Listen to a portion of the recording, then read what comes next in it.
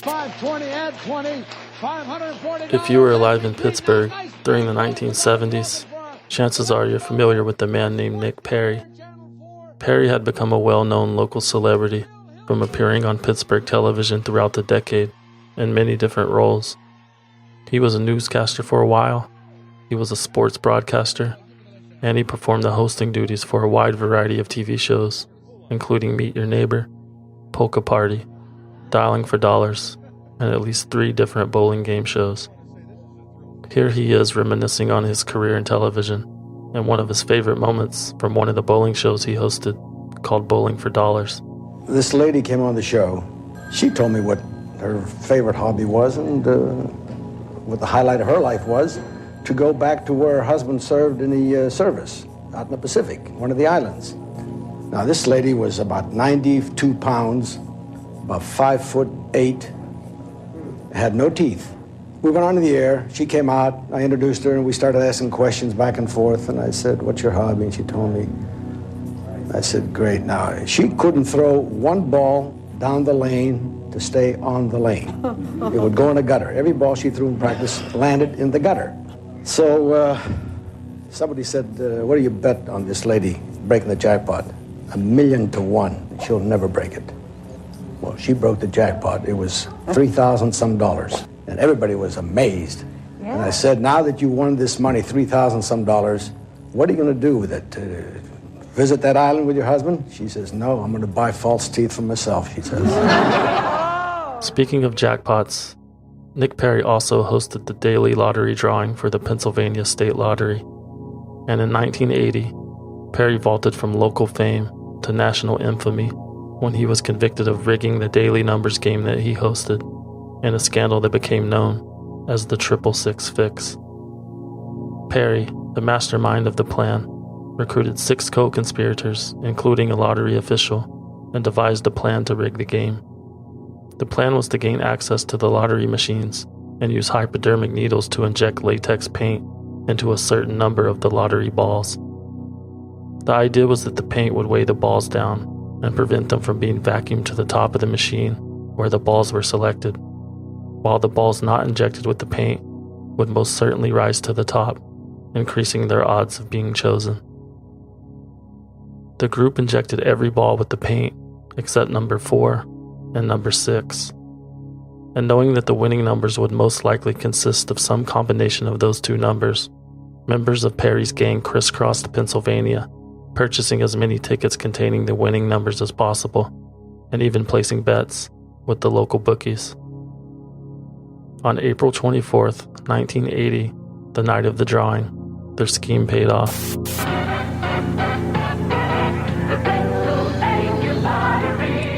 The winning numbers for that night were 6, 6, and 6, and a record payout of $3.5 million followed, with approximately $1.8 million being awarded to Perry and his crew, but their celebration didn't last long. Like many white-collar crimes, big pockets and big mouths led to their downfall. The sheer number of winning tickets garnered the attention of authorities. Certain members of the group were too greedy and had shared information with their friends and family who purchased a suspicious amount of tickets of their own. Simply put, too many people were in on the fix. Otherwise, they might have gotten away with it. There were also witness reports of 2 men having a conversation in a foreign language on a payphone at a bar where they had just purchased a large quantity of tickets containing the numbers 4 and 6. The foreign language that the men were using turned out to be Greek, which led authorities to Nick Perry, whose real name was Nicholas Katsafanis, who could speak the Greek language fluently. Based on anonymous tips, phone records, and video analysis, the investigation concluded and charges were filed against all 7 men. Almost the entirety of the $1.8 million in winnings was recovered, and Perry's crew quickly flipped on their leader to avoid jail time by testifying against him.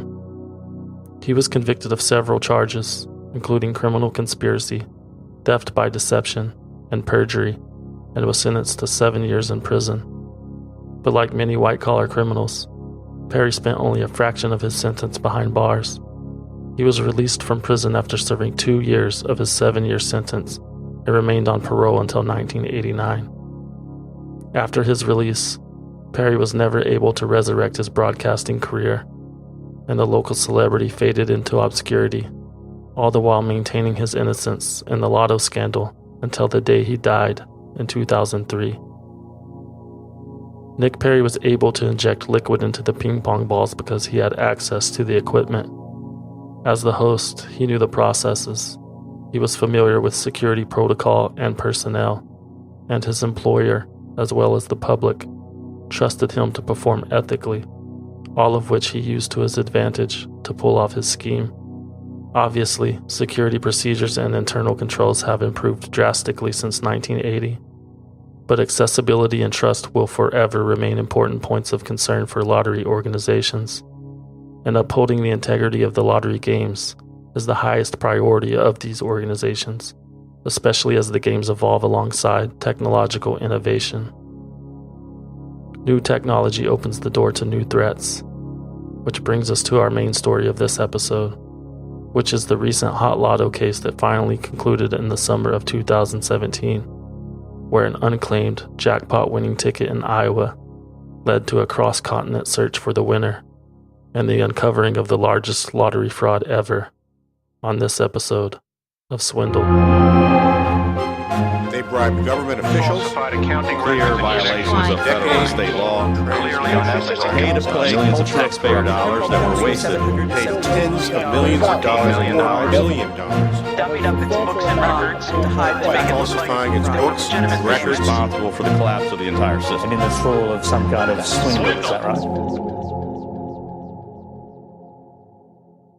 Some very exciting news happened here in Iowa last night. A $16.5 million winning Hot Lotto ticket was sold here in the Des Moines area. We want whoever this winner is to take their time to make the decisions that they need to, hopefully to talk to a financial planner or to a lawyer. In December 2010, a few days after Christmas, during the final drawing of the year for a multi-state lottery game called Hot Lotto, someone in Iowa beat the 1 in 29 million odds by correctly selecting all 6 numbers to win the $16.5 million jackpot. It's a well-known fact that about 70% of lottery winners go broke within 7 years of collecting their money. Most lottery organizations, including Iowa, allow up to 1 year to claim a prize. So, in order to avoid becoming another statistic, jackpot winners should get their affairs in order and take their time before claiming their winnings. And that's exactly what the winner of that December 2010 Hot Lotto drawing did. Most lottery winners claim their prize within a few days of winning, but not this one.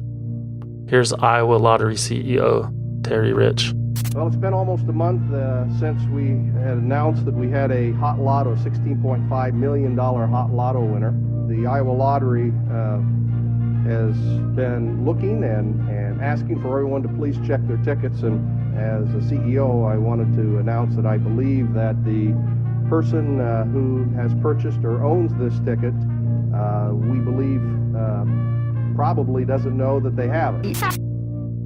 The person who won the jackpot probably doesn't even realize it yet. That's why they haven't claimed their prize.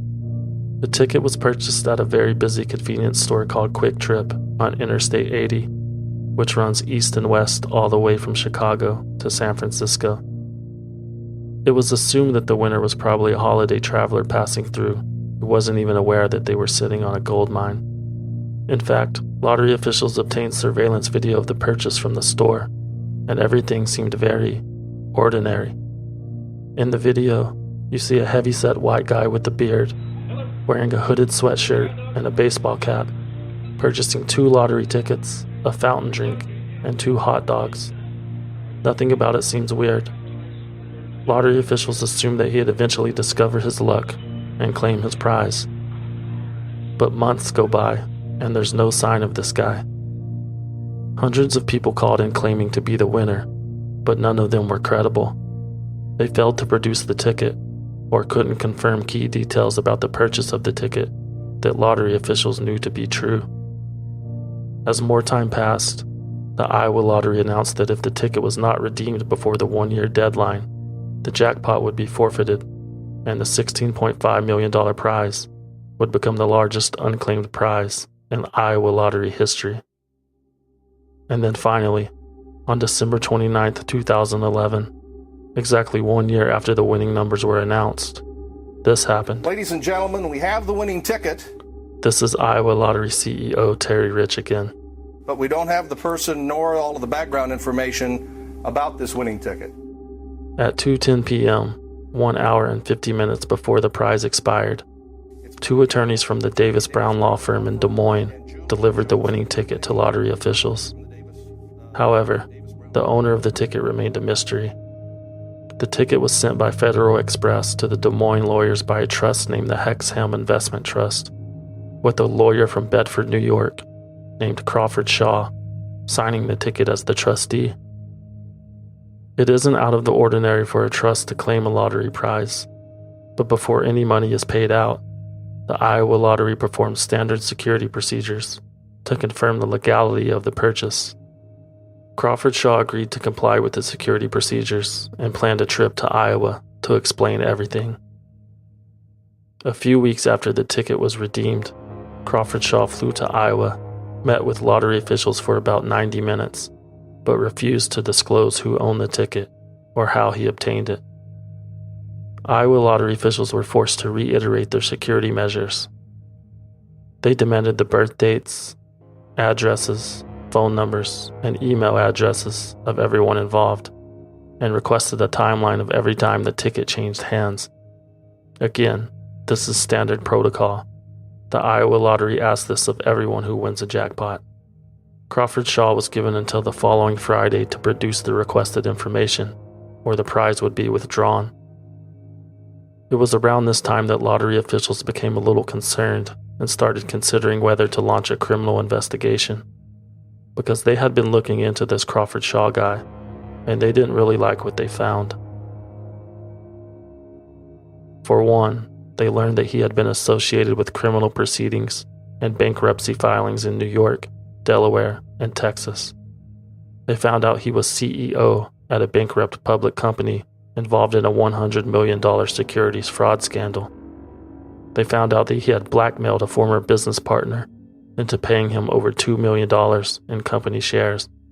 And they found out that the investment trust that Shaw was representing, the Hexham Family Trust, which Shaw had actually misspelled on the lottery ticket, was formed in Belize, a small Central American country that doubles as a well-known tax haven. This guy was dirty, and lottery officials were well aware. With the deadline approaching before he had to reveal who he was representing to lottery officials, and 1 month after the initial claim, Crawford Shaw contacted the Iowa Lottery and simply gave up the prize. Ladies and gentlemen, the Hot Lotto jackpot claim has been withdrawn.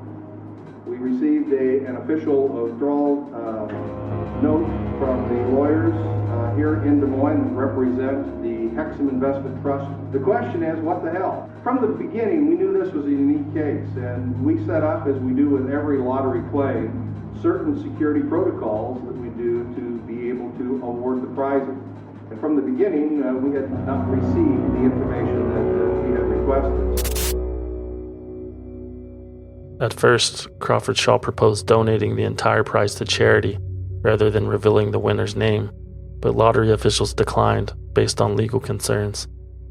Eventually, the 76-year-old lawyer threw his hands in the air and said, and I quote, "I am not going to argue with the lottery," which in my opinion is not putting up much of a fight for the amount of money that's on the table. Did someone really just walk away from $16.5 million because they didn't want to reveal their identity? When reporters reached out for further comment, Crawford Shaw said, "I don't think there's anything more to tell. As far as I'm concerned, this thing is completed." And then he hung up. And then he changed his cell phone number. Crawford Shaw was gone, but the mystery remained. But investigators were determined to solve it.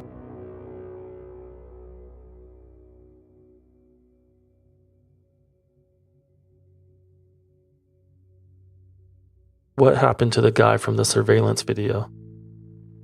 Was the winning ticket stolen from him? Was it linked to illegal activity of some kind? The lottery had been used by organized crime in the past to launder money, so really, anything could be possible. The investigation continued for another 2 years without any new information, until finally, in October 2013, investigators were led to a lawyer named Philip Johnston in Quebec City, Canada. Authorities were able to locate Johnston because he was listed as the president on the grantor trust agreement of the investment trust that initially claimed the ticket, and in exchange for immunity, Johnston agreed to talk. Johnston explained that in October 2011, he was contacted by 2 men from Houston, Texas, named Robert Rhodes and Robert Sunfield, asking for his help in claiming a winning lottery ticket. Johnston attempted to claim the prize himself over the phone, but failed due to the Iowa Lottery security protocol of asking basic questions, such as what were you wearing when you purchased the ticket? And he claimed to be too sick to make the trip to Iowa to collect in person. So the 2 men from Texas excused Johnston and found another lawyer that would make the trip to Iowa, Crawford Shaw in New York. The pieces seemed to be coming together, but investigators still didn't know how Robert Rhodes and Robert Sunfield obtained the ticket. Attempts to contact the 2 Texas men went nowhere. Were either one of them the man in the surveillance video? In an attempt to find out, on October 9th, 2014, almost 4 years since the ticket was purchased, investigators released the surveillance video, asking for the public's assistance. Take a good look at these still pictures taken of Quick Trip surveillance video from December 23rd, 2010. Authorities say this man, wearing a black coat with his hood over his head, is the man who purchased the Hot Lotto ticket worth more than $14 million. But who is he? And it worked. A few days later, authorities received a tip from an out-of-state lottery employee who claimed to recognize the man in the video. And a few months later, on January 15th, 2015, an arrest was made. But it wasn't Robert Rhodes or Robert Sunfield. Here's the news report from KCCI 8 News in Des Moines. It's a story that really has been dragging on for years. Tonight, breaking news in the Hot Lotto mystery. This investigation started back in 2010 when a lottery ticket was bought at a Quick Trip store in Des Moines. And tonight, a Norwalk man is facing charges. 51-year-old Eddie Raymond Tipton facing 2 counts of fraud.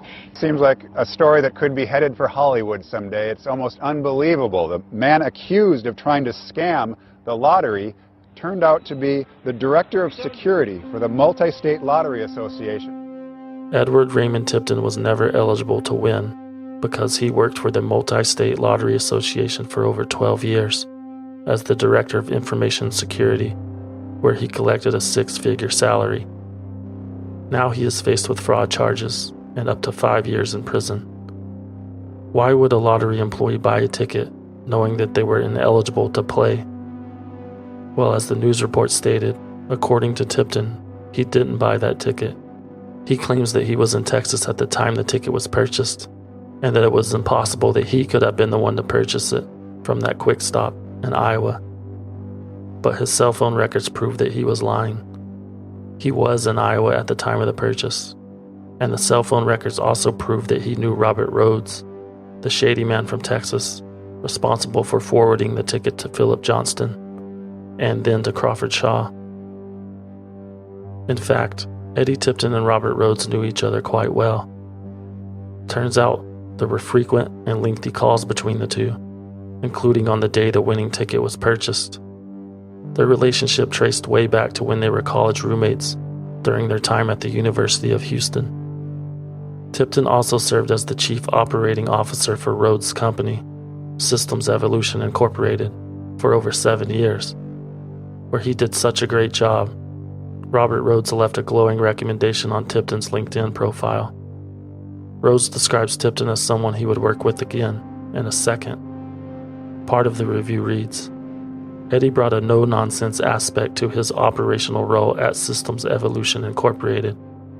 His critical eye caught things that would later be so important for the longevity of our organization. Mr. Tipton also was very focused on the bottom line. Authorities arrested Rhodes on fraud charges a few months later in March. The prosecution was alleging that Tipton purchased the ticket and, knowing that he wasn't legally allowed to play as a lottery employee, passed the ticket to his old pal Robert Rhodes, who attempted to collect the prize anonymously through a trust in Belize. That explains how the ticket was obtained. But how did Eddie Tipton pick the winning numbers? Was he just supremely lucky? Or did he somehow manipulate the game and know in advance which numbers would be picked? Hot Lotto wasn't a traditional lotto game in the sense that the numbers were picked from a group of physically numbered balls, as was the case in the 666 Fix scandal. No, the Hot Lotto numbers were computer generated, and Eddie Tipton was the director of IT security for Hot Lotto, and coworkers say he was obsessed with something called rootkits. He even presented on the topic at a trade conference. Rootkits are basically a malicious software that gives unauthorized user access to a system, and they're extremely difficult to detect and sometimes self-destructing. And once installed, it's possible that the rootkit provided Tipton with the ability to play with the numbers. Prosecutors deduced that he manipulated the security cameras to only record 1 second of every minute while he installed the rootkit onto the system using a thumb drive. And rootkits weren't the only thing that Eddie Tipton was obsessed with. Today, the prosecutor asked a judge to bar any discussion of Bigfoot hunting at the upcoming trial of Eddie Tipton. Wait, what? Tipton and his friends reportedly hunt for Bigfoot for fun in their spare time. Never mind. But yeah, it's very possible that Eddie Tipton hacked the system. Despite his obsession with Bigfoot, Eddie Tipton seems like an intelligent guy, and as the director of IT security, he certainly had the access and the knowledge that would be needed to pull off this scheme. In fact, KCCI 8 News in Iowa actually interviewed Eddie Tipton in 2014 for a story about password security. It's an afterthought. Security's always been an add-on, and when something happens, it's too late. Cat's out of the bag. Here's Assistant Iowa Attorney General Rob Sand. Beyond a reasonable doubt, not only was he the purchaser of that ticket, not only did he pass that ticket along to be claimed by others, but that he tampered with lottery equipment in order to know what those winning numbers would be. Eddie Tipton disputed the allegations and claimed he was innocent, saying, "I was not hurting for money, not hurting enough that I would need to take a chance and ruin my whole life. The only reason I'm in trouble is because I'm an employee." His defense team based their case on Eddie Tipton not being the guy in the surveillance video, because really, that was the only hard evidence to dispute. All of the other evidence was hypothetical or circumstantial. If the software used to rig the lotto was self-destructing, as the prosecution theorizes, there would be no evidence of his tampering. Although the prosecution had several witnesses testify that the man in the video was indeed Eddie Tipton, including some of his closest friends, the defense had witnesses of its own that could potentially raise reasonable doubt in the minds of the jury. Here's his sister Denise on how she knows the man in the video is not her brother. Several reasons, just the general size for one, shoe size for another. I've never seen him wear a hooded jacket. Never has he had a beard. Disregard the fact that Eddie Tipton has a beard in his mugshot, but maybe she's right. Any decent sister should be able to recognize their brother's shoe size in grimy surveillance video footage. Eddie's brother Steven points out another obvious sign that the man in the surveillance video is not his brother. The guy's doing everything left-handed. Okay, why is that important? My brother's not left-handed, he's right-handed. But if you're still not convinced, Eddie's other brother, Tommy, might just change your mind. The person in the video also is buying hot dogs. Eddie's not a hot dog guy. He's go to Whataburger, Jack in the Box, and get a big meal kind of guy. I've never ever seen him buy hot dogs at a convenience store.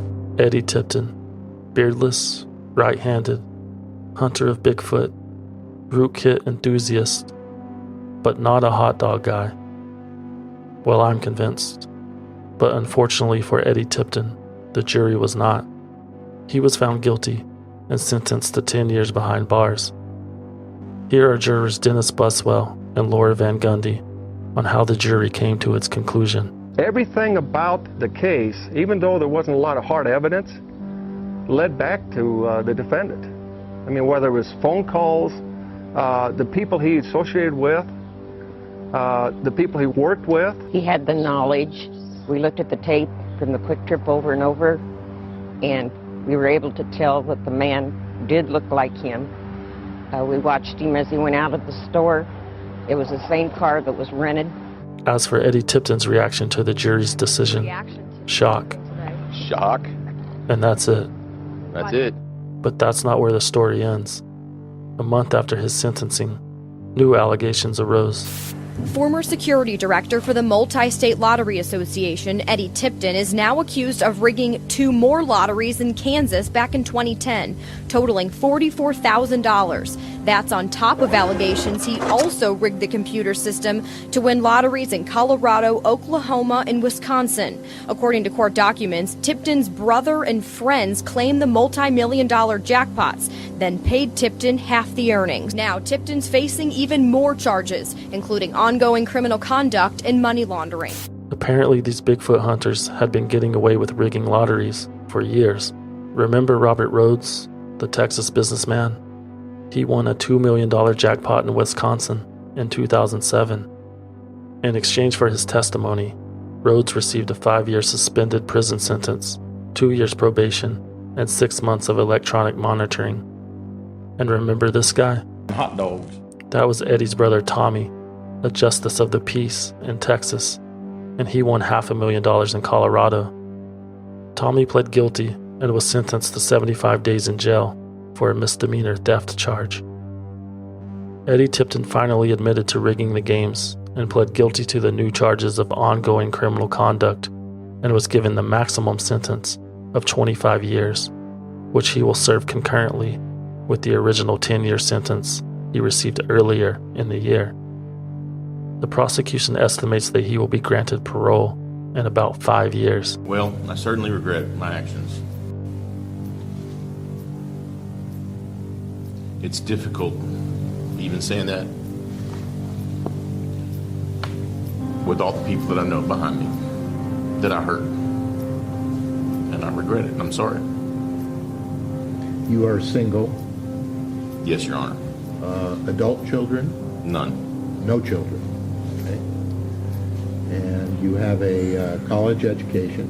Yes, sir. And apparently you're taking some additional courses? I was until the scheduling conflicts. In what area? Ministry. And is that something you want to get into? I have considered the idea for many years. So at this point in time, because of the career change, I think that would be something very viable for myself. You have agreed as part of this plea agreement to repay $2.2 million. Yes, Your Honor. How are you going to do that? Well, initially, I really don't know. But I would like to think that I have the ability with some of my skill sets to try and earn enough money to pay it back. That would be an earnest goal. But unless given the opportunity, I don't know that I will be able to.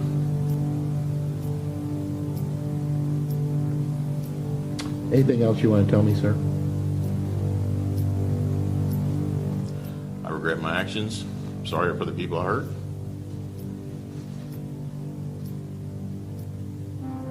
And I stand by it. Thank you.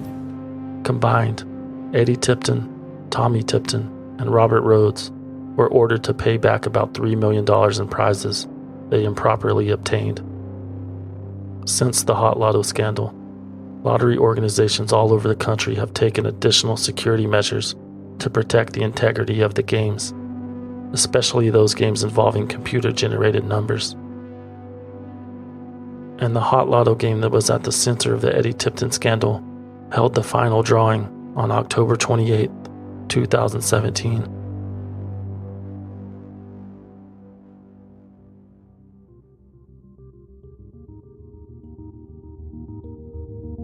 Swindled is written, researched, produced, and hosted by me, a concerned citizen.